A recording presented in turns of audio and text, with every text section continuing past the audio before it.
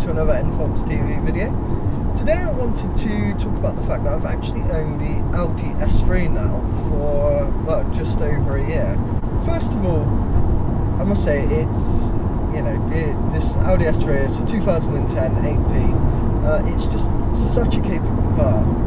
In standard form, I mean, I've really done bugger all to it, to be honest. I've done a bit of the interior trim, a few minor cosmetic things, but in terms of the performance and everything else, the car is pretty much in a standard setup. Because I have to do a little bit of driving for work as well, it's quite suitable, you know, to turn up to a client in the car. It's not screaming too much, it looks quite respectable, but equally when it comes to the weekends and, you know, want to have a bit of fun with some car friends, yeah, want to go out with a few of the car community and so on, you know, it holds its own. It's plenty quick enough. It handles, you know, superbly. You do get a few people mention about the understeer with the Audi S3, but I'll be honest, on the UK roads and, you know, within your kind of legal limits, it's fully capable of that. The only time I've really experienced any real kind of understeer was in the wet, you know, going around a roundabout and, you know, sort of giving it a bit too much leaving the roundabout. So yeah, for me it's not being an issue at all, and, you know, regularly driving around with much more capable cars, and, you know, the car's able to hold its own, and, you know, for a little hatchback, you know, they're just absolutely superb.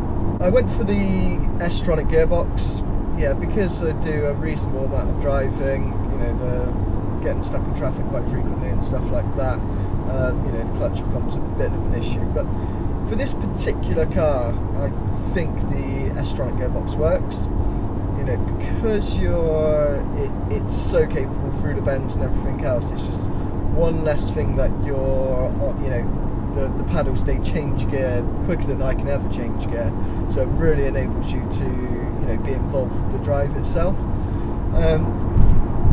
If I had, you know, next car I want is a BMW M2 or similar, you know, a car like that, yes, definitely I would opt for the manual. But yeah, I think for the S3, the s-tronic gearbox works.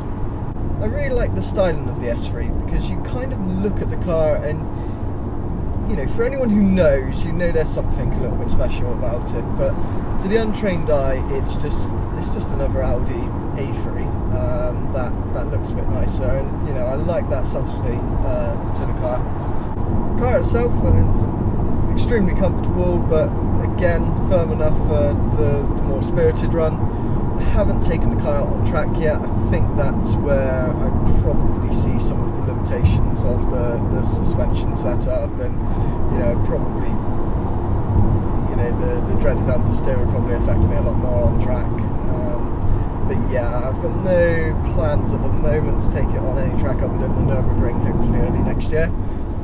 So yeah, for the most part, owning this car over the last 12 months has been, you know, superb, and there's very little I'd complain about. However, every car has its down points. So first of all, the car is just a little bit too safe. It might sound a bit silly, but, you know, you can take it for a spirited run on pretty much any road surface, and you kind of know the car is capable, and you know you're going to get around the corner. You know, it's not going to bite you or anything else. And whilst that's great in one sense, in another sense it does make it a little bit dull. So, you know, it's not the most engaging of drives.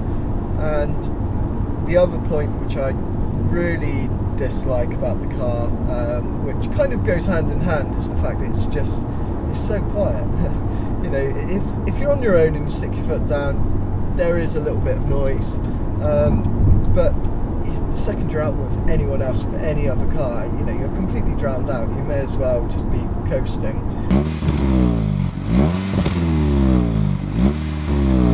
It's just, yeah, there's just nothing to the actual standard exhaust, which kind of takes me on to what's next. So I've been for the last couple of months looking at lots of other cars, in particularly the BMW M135i's, the coupe. Really like those. The BMW 240i, again, huge fan of them. But I think realistically, in my head, my heart is completely set on the BMW M2. I had the pleasure of driving a friend's a few weeks ago. Really kind of reiterated the fact that yes, that's the car I want. Now the only problem is with £40,000–45,000 price tag, it's not in my budget at the moment. Currently saving to buy a new house, and that has to take priority first. So it's kind of left me with, do I change to something like a 135, or do I just hold off? Because what's the point if I'm ultimately getting a BMW M2 anyway? What's the point getting a car that I know I don't really want?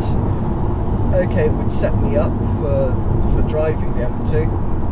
I'm sure some of the driving characteristics are very similar and bits like that, but if I have the 135, am I then going to want the M2? I've been going for it for weeks and weeks. My poor friends have had to hear, I'm going to get this car, I'm going to get that car, I want this car. Probably really sick and tired of it. So I think I have come to a decision now, and that is to keep the S3 for a little while longer. I mean, the car itself, I bought it on 15,000 miles, and I've only just ticked over 21,000 in that year. The cam belt's been done, it's got full Audi service history, and everything. It's a really good example of a car, and I'll be very hard pushed to find something as well maintained and as good an example as this one. So instead, I think obviously one of the big things I want from this is a bit more noise. So today I'm actually on my way over to AMD Tuning over in Essex, and they are going to fit a Miltech catback exhaust system for me, as well as remap the car and the gearbox as well. So I think it's just going to give the car a new lease of life, and kind of get me reinvested in the car itself. If I've got a bit more noise, a bit more power, it should put me up to just over 300 brake horsepower, which would be fantastic. But yeah, hopefully it should really help me fall back in love with the car, which I think I do still love the car, don't get me wrong, but yeah, I just need a little bit more excitement from it. So yeah, that's pretty much everything. Just wanted to give really a quick update on what's happening with the car, and just kind of tell you what it's been like to live with in general. I still do need to do a full review on the S3, I do know, and everyone keeps pestering me about it. It's something I have actually been working on for the last 12 months. I've got heaps of footage and everything else, but I'm just never quite happy with it. It's one that I just really want to get right.